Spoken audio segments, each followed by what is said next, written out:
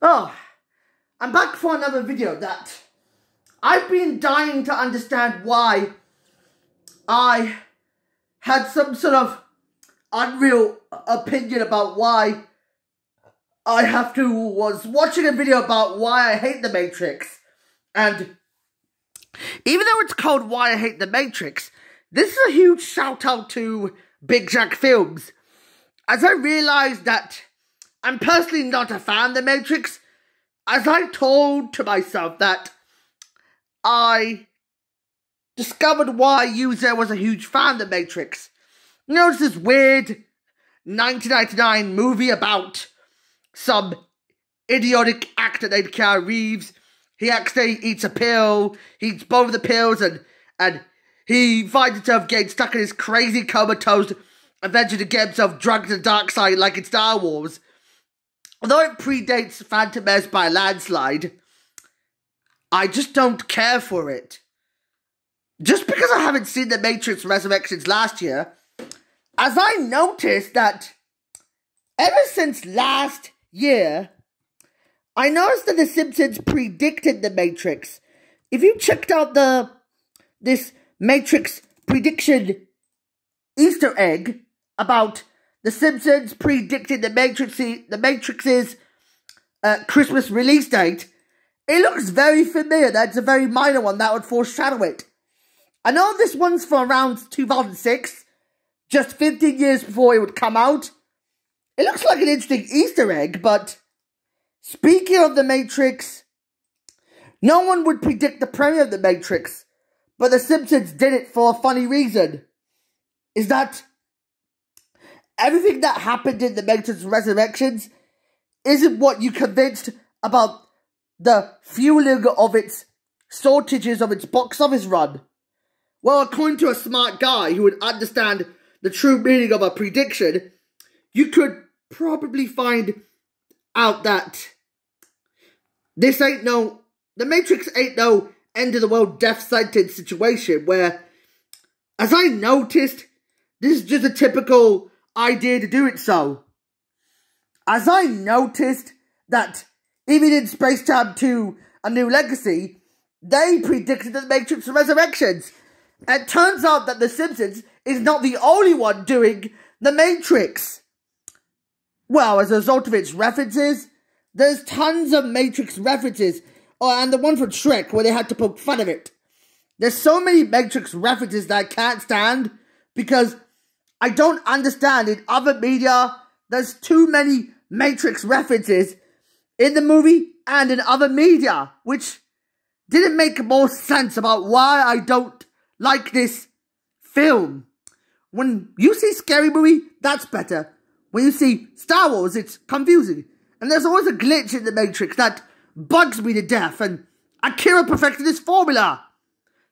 It's just a mind-bending sci-fi action flop that it's kind of awful in the wrong direction.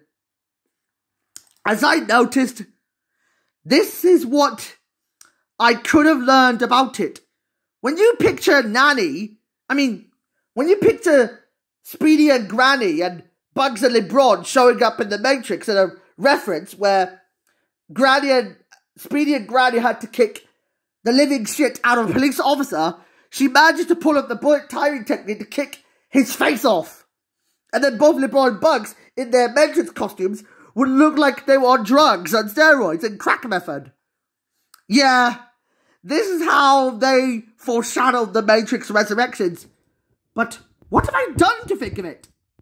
To tell the truth, about everyone hates this movie series for their own reasons already heard, I would have loved to see Will Smith as Neo in The Matrix. I would have loved this type of movie. It should have been more than why Keanu's career is so stupid than what Will Smith's career is more perfected. As I noticed, he would appear in a steampunk western film called Wild Wild West, which would be a much better movie than The Matrix in my opinion. Yeah. No, wait.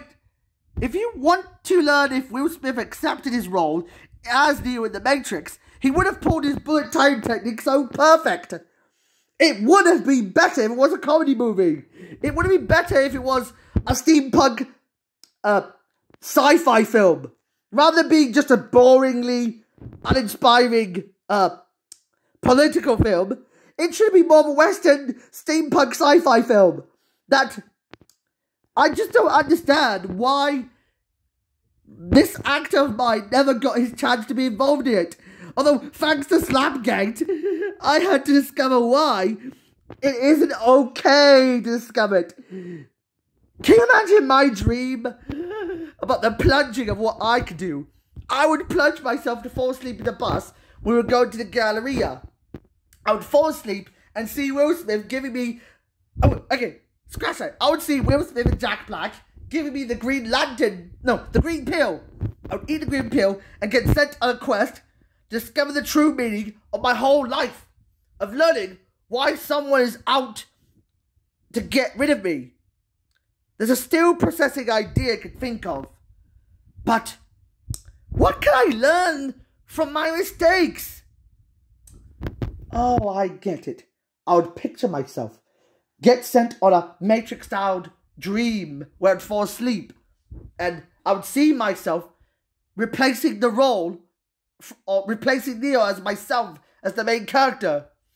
And I would have Will Smith and Jack Black to be on my side, and I'll be sent on a quest to discover the true meaning of what kind of Prairie League loving cult would get me killed for this. If I was roadkilled, I would kick their butts off. Because I don't like supporting a Prairie League team.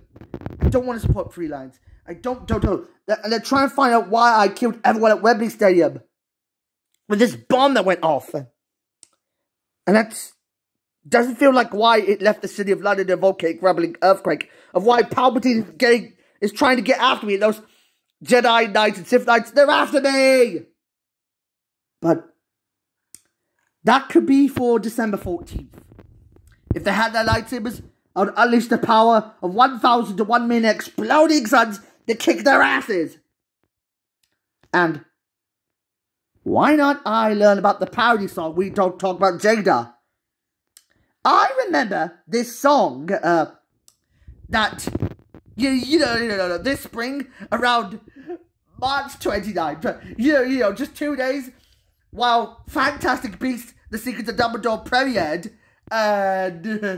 and just like 12 days after, actually 13 days after The Bad Guys premiered on March 16th, 2022 in the Dominican Republic. This is how it gets really complicated. As I know that a friend of mine, but I know as James Corden, made a song parody of We Don't Talk About Bruno, which is a song that I hate, from Encanto, the one I saw. It's kind of creative. Now, whoever sang that song is Guillermo E. Brown, and let me write the promo of what I could see about the song, of what they were going to do. Let's not... Wait. If Corden didn't quite follow the lead, his nightly news recap means that I can understand the true meaning of what I didn't got a chance to see in The Matrix. Well, it feels like a Fight Club-esque mechanism of what I could see on TV.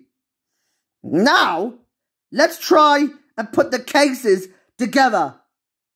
Now, we'll put the table talk, and this is how I could see in the script. Let me find the script. Script.